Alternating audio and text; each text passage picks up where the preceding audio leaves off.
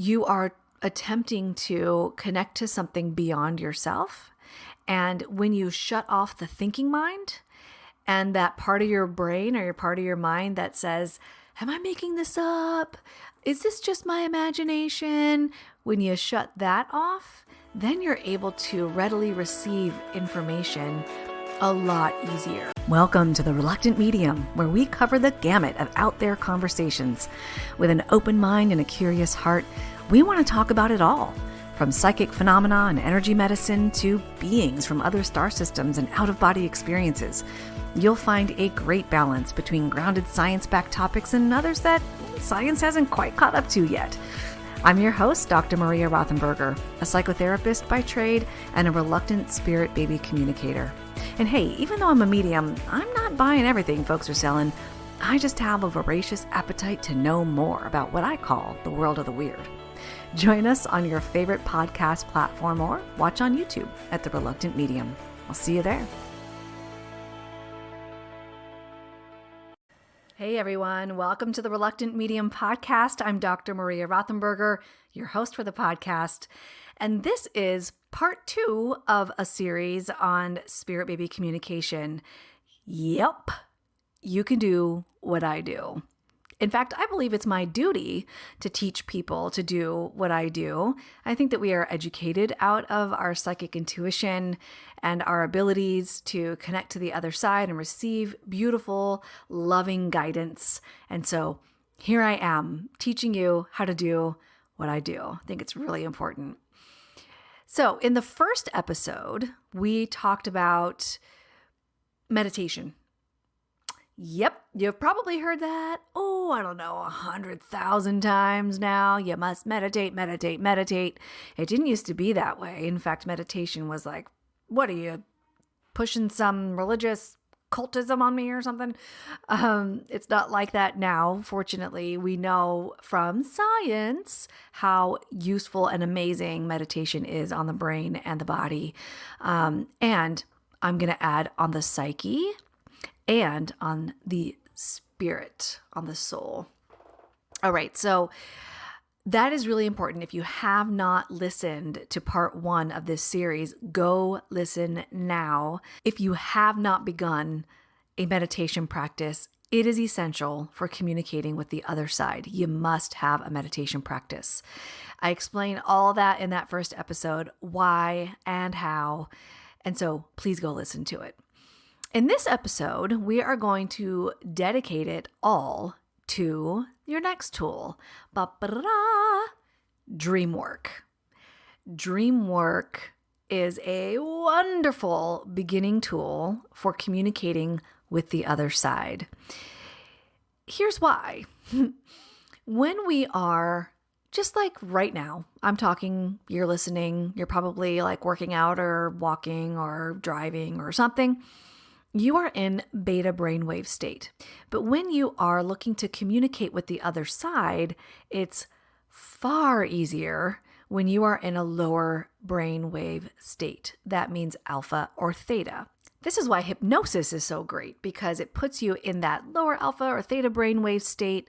All kinds of things are healed through hypnosis. Smoking issues, weight issues, past life regression is so useful for things that haven't even occurred to us in this present life that supposedly occur in a past life. And I happen to believe it's real, but even if you don't believe that past lives are a thing or future lives are a thing, this type of hypnosis still works for your symptoms in the present day. It's fascinating stuff. But I digress. We are talking about Dreamwork, which is that same sort of brainwave state that you are in when you are in a hypnotic state. You are attempting to connect to something beyond yourself. And when you shut off the thinking mind and that part of your brain or your part of your mind that says, am I making this up? Is this just my imagination? When you shut that off, then you're able to readily receive information a lot easier. Now, meditation is 100% going to help that. That is, again, the number one tool to start. But if you want to start another tool right now, it is Dreamwork. So here's how Dreamwork works in Spirit Baby communication. The first thing that you always do, well, here's the pattern that I say. Pay intention, then pay attention. What does that mean? It means that you always, when you are attempting to manifest something, like even manifesting a new physical item in your life, this is law of attraction stuff, but even when you are trying to manifest a communication with the other side, you always set an intention first. You're always setting that intention. Now, in law of attraction stuff, you're acting as if it's already here, like it's happening, which actually serves you very well in Spirit Baby communication too, because it turns off that sympathetic nervous system. You just get really relaxed and like, oh, what I'm aiming for is already here. So no need to worry or get upset or engage my sympathetic nervous system. It is completely turned off. You're engaging your parasympathetic nervous system, and I may have switched those words earlier. What you're trying to do is activate your parasympathetic nervous system. That is a much calmer, open, receptive state, not going after a thing. Okay. All right. So when you are in a dream state, you are in one of those lower brainwave activity states, and dreams are beautiful ways that the other side can come in and express themselves to us. Now, of course, we're talking specifically about Spirit Baby work here. So what you're going to do is set an intention by asking Spirit Baby to come in your dreams. The intention is Spirit Baby is going to come and communicate with me in my dreams. And then you pay attention. That is noting your dreams. So as soon as you wake up, you're going to have something on your bedside table or on the floor or whatever, and write down everything that you can remember from your experience in that dream state. Okay? Now, over time, what you'll notice is a pattern of information coming through. Now, it may not be, here's one thing that is a huge thing for folks, but I didn't have a dream about an actual baby. Well, guess what? Spirit babies sometimes don't come through as babies. They will come through as whatever triggers the emotion they want you to have about them. Okay, when I'm doing dream work with folks, I ask them what their emotion is about a specific scene or experience in a dream. That is way more important to me than the actual what they're experiencing. I'll give you an example. I once had a dream where I was walking down a street in the middle of the night. It was totally black, but I was looking over to my left and there was a huge, like, old building that I thought was haunted. And outside of that building, there was a crowd of people, and it was a meeting. It was a meeting of vampires in my dream. Freaking terrifying, right? But not in that dream. In that dream, I was the leader of these vampires. And so in that dream, I felt empowered. I felt like a leader. I felt like these people were looking up to me. I felt like I was teaching them. I was guiding them. And I walked up to the building, walked up these steps, and started speaking to them as if I am their guide. And so that's a great example of how, if I were to look up vampires in a dream dictionary, it might be something completely different than what I was actually feeling, right? So you want to pay attention to the emotion that you're having. If you're having an emotion of nurturance, or you're like being a parent or a guide, or you are caregiving in your dream, it doesn't matter if it's a being or a garden or whatever it is in your dream. If it is eliciting those feelings, that is likely a message from your spirit baby. Now, what you'll want to do is write down the actual thing that happened. Let's say you're tending to a garden in your dream, for the sake of this example. Then perhaps you will see patterns of this garden in your dreams. And that might be a message from your spirit baby talking about their personality and who they are. Like perhaps they are nature-based. Perhaps they like to run around barefoot or naked, or maybe they just are adventurous. Maybe that's what they're attempting to convey to you, like who they are. All right. So you want to pay attention to the emotions that you have and the content of the dreams that you're having. Okay. Here's a big complaint that I get from folks. But Maria, I don't dream. So I'm going to debunk that right now. Science shows us that we all dream, all of us. We have 5 or 6 dreams a night. We may not remember them all, but we do dream. So please have faith that you do dream and look at the science. It's there. You don't even have to have faith. The science is there. We do dream. So you are dreaming. But the struggle around remembering dreams is real. All right. So let's talk about that for a second. Before you do then spirit baby dream work, what you're going to do is back it up a little bit and set a different intention. You're going to set an intention that you will remember your dreams. Right before you go to sleep at night, I am going to remember my dream tonight. And then when you wake up in the morning, write down everything that you remember. But Maria, I don't dream, or I don't remember my dream. So now what?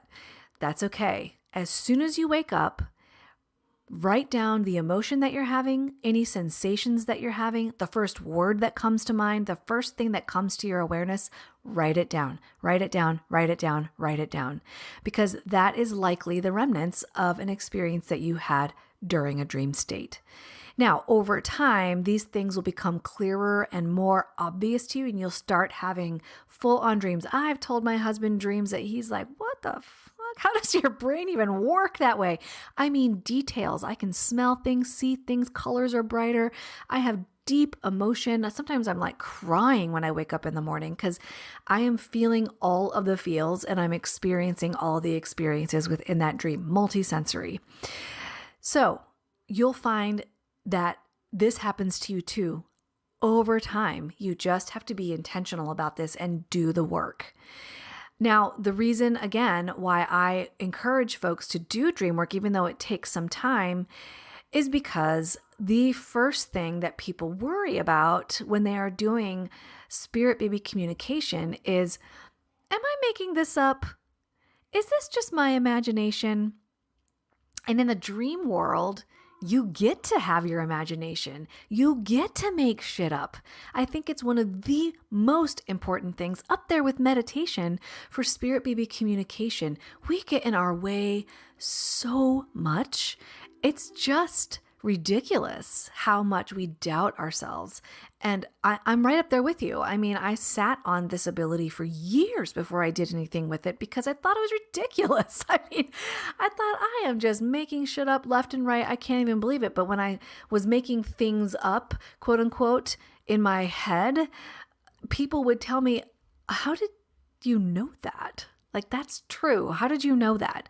And so the more and more that started happening, I started trusting that what I was experiencing was actually real.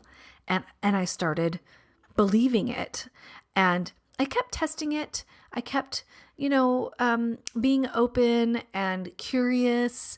That having a curious heart and a curious mind is really important for this work too, because you don't want to get to that point where you're like, I am a psychic medium and I am accurate 99.9% of the time. No. Any good psychic medium will tell you, I am never that freaking accurate, okay? I would say I'm kind of up there, but not even close to that, okay? There's always room for interpretation and there's always room for getting shit wrong, okay? So, but when you are in a dream state, there is no questioning whether something is real or not. Now, I can talk about briefly lucid dreaming. Lucid dreaming is when you are aware that you're dreaming and then you make things happen in your dream and you question things in your dream. You can even wake yourself up. That's not what I'm talking about. Although spirit baby communication while in a lucid dream is glorious. It is completely amazing. And I hope that you get to experience that someday. Also, there's another tangent here, and that is astral travel. Astral travel is the idea that our essence, like our soul, leaves the body while we are asleep and we travel. So if you have dreams, say, of flying or traveling of some kind, visiting a different country, the chances that you're actually having an astral travel dream are really high. But those are side notes. For now, we're just talking about regular old run-of-the-mill dreaming, okay? This is beginning work for spirit baby communication. When you are in that dream state, there's not a lot of questioning if it's real. In fact, I doubt that there's any. You're just flowing with the information that's coming and observing and watching so that when you wake up, you can write it all down. Do not analyze. Please, as soon as you wake up, write everything down, but don't analyze. Don't analyze a thing. In fact, I am a proponent for writing down all of the things that you remember and then not until that evening or hours later, look at it and maybe try to interpret some of the things that were in there.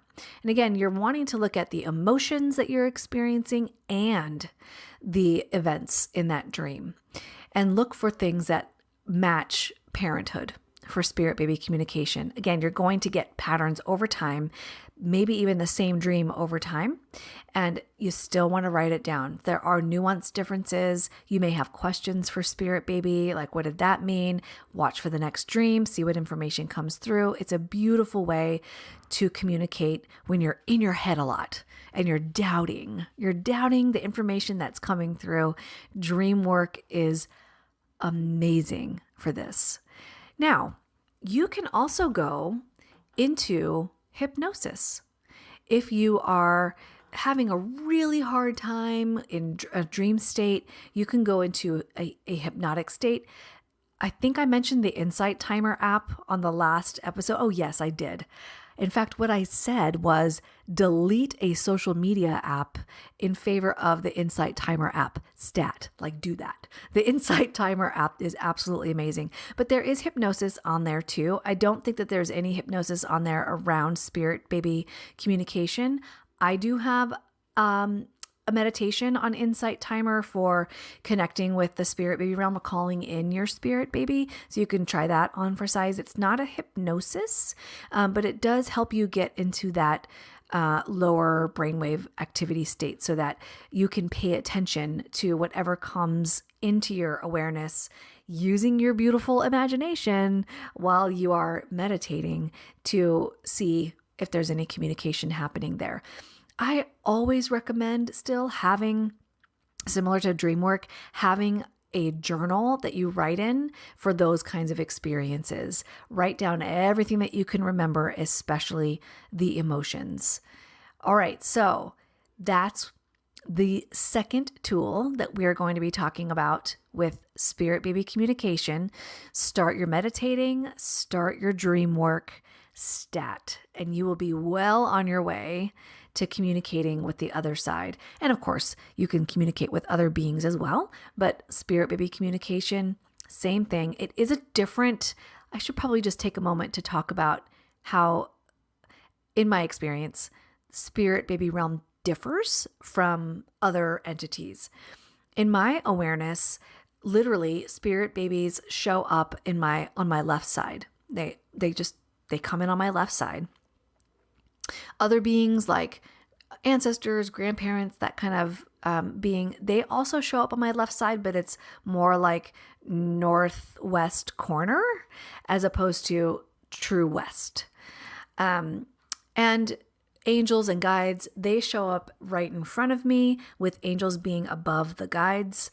And that's how I know generally who folks are that are coming to me now. Again, I'm clairvoyant. I see images. I see these people. And so you might have a different experience. We're going to be talking about the clairs next time. On this podcast episode in part 3, we will be talking about clairvoyance, clairaudience, etc., and how to know how to tune into those things as part of spirit baby communication so that you'll have more information there. I'm clairvoyant, so I see these things. Now, that's just an example of how I see them in my awareness, but there is a different feeling or flavor from the spirit baby realm than other realms. Just like angels feel very different than guides, they feel very different than ancestors. Spirit babies are their own. It's like if you're in a house, right? And you're in one room, but the next room holds all the spirit babies. They're just in the next room, and the energy in that room, the vibe in that room feels different than the vibe in the room that you're in. So, and you can communicate with one another, and you can move from, back and forth from the rooms, but that is the spirit baby room. And this is your room. It just feels different. Spirit baby realm feels like light, playful love. That's all it feels like. It's so bright and light and playful. And that doesn't mean that all spirit babies' personalities are that. It's just how that realm feels. So I know when I raise my vibration up to that very loving, beautiful space, that I can tune into spirit baby realm a lot easier. I'm going to end this podcast episode by teaching you how to raise your vibration a little bit more so that it's easier to detect the spirit baby realm. And you can even do this exercise before you go to sleep at night, before you set the intention to connect with your spirit baby in the dream state, because it is such a beautiful skill for raising your vibration easily. It's so easy. Okay, so this is from the HeartMath Institute. The HeartMath Institute is this beautiful organization that meets science and spirit together so well.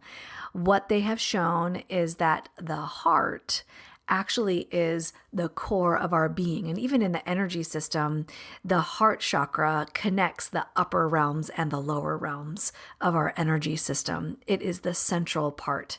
And the HeartMath Institute has found that on a biological and energetic level as well. But that aside, more side note, I'll give you that the link to the HeartMath Institute in the show notes. This is their exercise called the quick coherence technique. Now, if I were to hook myself up right now to my biofeedback meter from the HeartMath Institute, if I were in a state of anger, frustration, irritability, I would see a graph on that software that's very sharp peaks and valleys everywhere. Okay. If I were in a much calmer, high vibration state, love, peacefulness, tranquility, then the graph would show these sine-like waves, very soft peaks and valleys still, but very soft and broad. Okay, so what the HeartMath Institute has found is that when one is in heart coherence, that is that sine-like waves, soft peaks and valleys, that they are more capable of performing tasks well, that they are more amenable to any kind of changes they need to make. Their ability to come back from a hard moment is much easier. It's just a much more beautiful state to be in. And I find that when I do their heart coherence technique to get into heart coherence, I am able to connect to the spirit baby realm a lot better. So here's a very simple tool that you can implement right now that helps raise your vibration for meditation, for dream work. Okay? Here's the heart coherence technique. I physically put my hands on my heart, okay? Because what you're trying to do is visualize or pretend or imagine that you can breathe in and out of your heart space. The goal is just to bring your awareness to your heart space. So I put my hands on my heart to physically represent I am now in my heart space. I like to close my eyes and I inhale for the count of 5 and I exhale for the count of 5. And I personally repeat that 3 times, but I go into heart coherence so much quicker nowadays that that's sufficient for me. You may need to do this a little bit longer, 1 to 3 minutes. breathing in a rhythmic pattern that's equal on both the inhale and the exhale. I do count to 5 on both sides. Once you have that pattern going and you feel a little bit more sedate, you're going to want to bring to the surface a beautiful memory of love, okay? Or something that you remember that brings you a joyful feeling. It could be something you accomplished. I find that love is the most powerful thing to help raise my vibration high. And so I think of the day that we adopted our little puppy, who is now going to be 17 in August 2023. He's amazing. And side note, people have asked me, well, why don't you think about when you adopted your kids? And I'm just going to say it is different. When you are adopting a kiddo, yeah, there's a lot of love there, but there is a lot of trauma, and I don't want to discount that. I think about that too. These are kiddos who have been attached to other people for their known lives at that time, and they are having to switch to a whole new strange family, right? So when I think of adopting my kiddos, it's absolutely beautiful and amazing. And of course, a ton of love, but there's also a lot of trauma that comes with it. And that serves to reduce my vibration a little bit. So I think of when we adopted my little puppy, well, he's not a puppy anymore, but he's still little. He's a dachshund, mini dachshund, Dexter. When I picked him up, he put his little head on my shoulder, and that was it. My heart melted. I knew that he chose me and I chose him. That is a beautiful, loving moment that I always bring to my awareness. And that changes my vibration. I am now in a heart coherence state, and I am able to connect to the spirit baby realm a lot better that way. I start absolutely every single session with the heart coherence practice. People who, my clients, you're welcome to join too, though it's not mandatory. The main objective is to get my energy up so that I can connect to the spirit baby realm a lot better.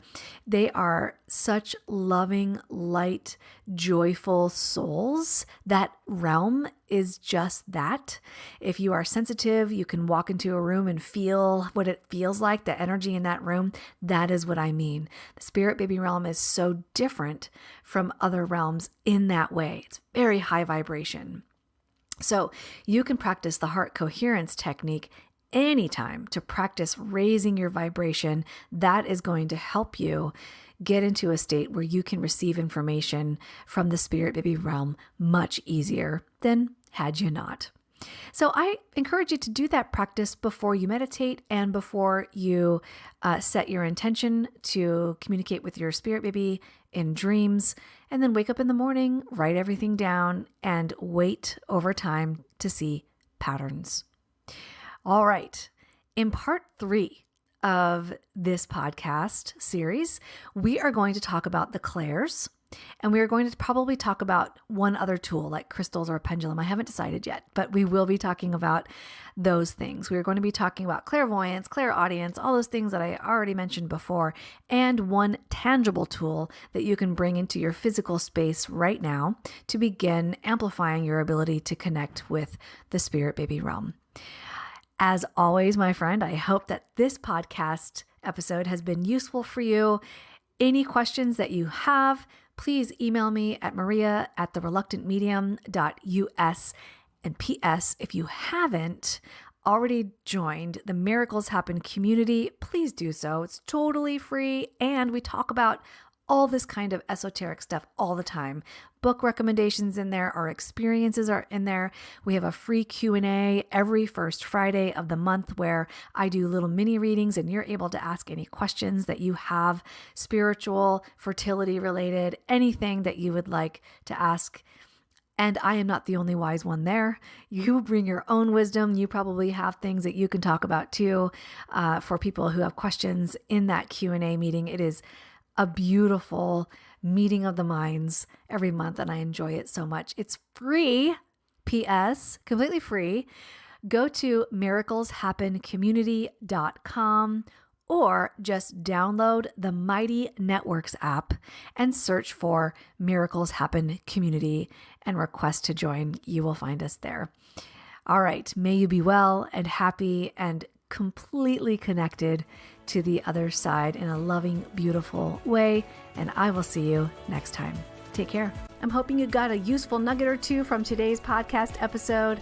May you be well, and I'll see you next time.